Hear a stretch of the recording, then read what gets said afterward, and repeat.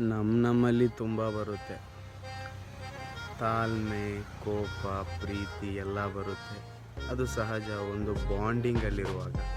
ಆದರೆ ನಾವು ಜಗಳ ಮಾಡ್ಬೋದು, ಆದರೆ ಮತ್ತೊಬ್ಬನಿಗೆ ಬಿಟ್ಟು ಕೊಡೋದು ಅದು ಅಷ್ಟು ಸುಲಭ ಅಲ್ಲ. ಹಂಗಂದರೆ ಇವಾಗ ಯಾರು ನಮಗೆ ಗುರುತು ಪರಿಚಯ ಒಂದು ಇಲ್ಲ ಅಂಥದ್ರಲ್ಲಿ ನಮ್ಮೊಂದಿಗಿರುವಂತಹ ವ್ಯಕ್ತಿಗೆ ಟಾರ್ಚರು ಅಥವಾ ಜಗಳಕ್ಕೆ ಬಂದರೆ ಸುಮ್ಮನೆ ಇರೋದು ಅದೊಂದು ನೋ ಬೆಟರ್ ಅನಿಸುತ್ತೆ ಅದು.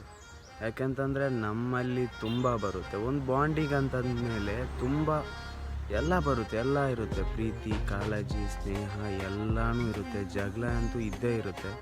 ಅಂಥದ್ರಲ್ಲಿ ಅದನ್ನೇ ಮನಸ್ಸಲ್ಲಿಟ್ಕೊಂಡು ನಮ್ಮೊಂದಿಗಿರುವಂಥ ಗೆಳೆಯನನ್ನು ಅಥವಾ ಗೆಳತಿಯರನ್ನು ಬಿಟ್ಟು ಕೊಡುವಂಥದ್ದು ಅದೊಂದು ಬಾಂಡಿಂಗಿಗೆ ಒಂದು ರೆಸ್ಪೆಕ್ಟ್ ಅಂತನ್ನು ಯಾವತ್ತೂ ಕೊಡಲ್ಲ. ಯಾಕಂತಂದರೆ ಇಷ್ಟು ವರ್ಷ ನಮ್ಮೊಂದಿಗೆ ಇದ್ದು ನಮ್ಮೊಂದಿಗೆ ಆಟ ಆಡಿ ಊಟ ಮಾಡಿ ಜೊತೆಗಿದ್ದು ಅವ್ರನ್ನ ಬಿಟ್ಕೊಡೋದು ಎಷ್ಟು ಸರಿ, ನೀವೇ ಥಿಂಕ್ ಮಾಡಿ ಅಂತ ಹೇಳ್ತಾ ಎಲ್ಲರಿಗೂ